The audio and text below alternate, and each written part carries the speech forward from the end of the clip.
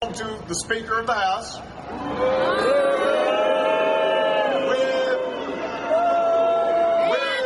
the home state of the Republican leader in the Senate. Now, that's just a coincidence. Purely accidental.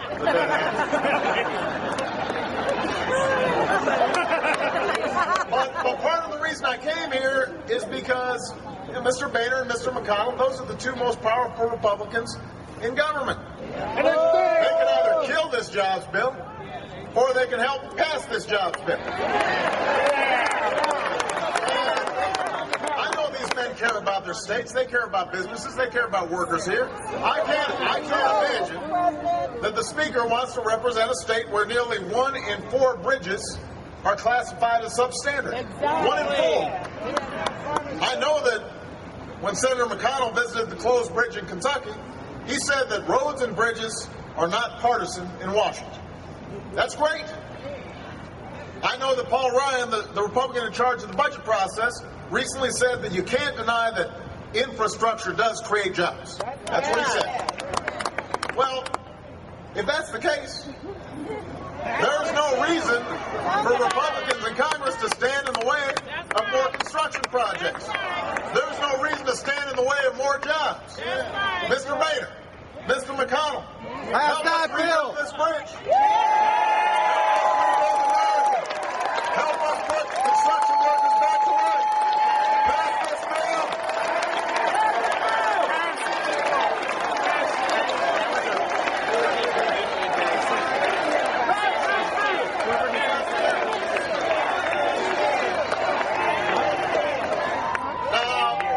Some folks in Congress, they say, well, we don't like how it's paid for.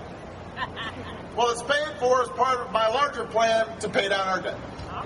And that plan makes some additional cuts in spending. We already cut $1 trillion in spending. This makes an additional hundreds of billions of dollars in cuts in spending, but it also asks the wealthiest Americans and the biggest corporations to pay their fair share of taxes.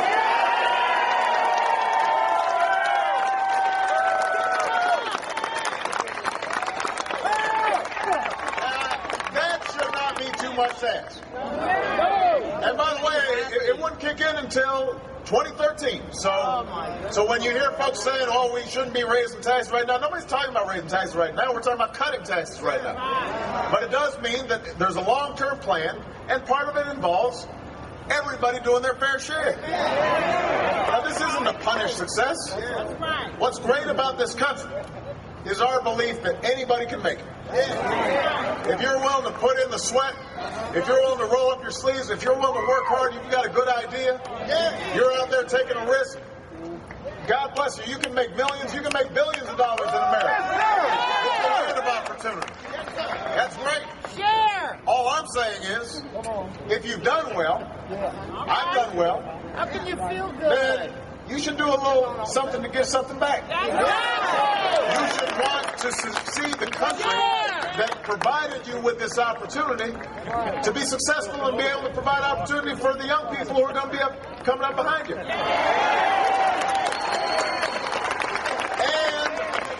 And all I'm saying is that everything should be fair. You know, you learn the idea of fairness when you're 2-3 years old, right? You're in the sandbox.